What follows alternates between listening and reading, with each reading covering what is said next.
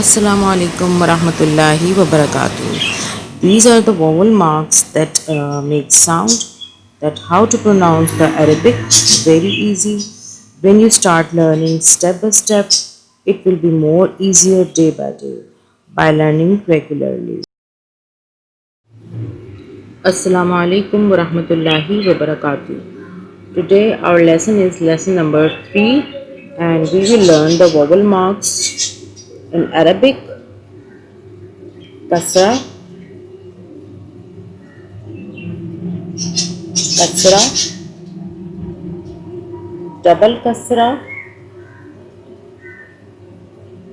and vertical kasra are below the letters and other vowel marks are above the letters. Now this is Dhamma.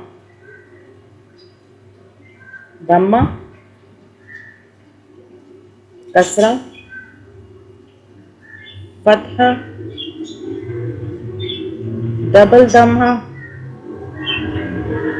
double kasra, double fatha, inverted Dhamma, vertical kasra, vertical fatha, shadda, sukoon, mad, mad.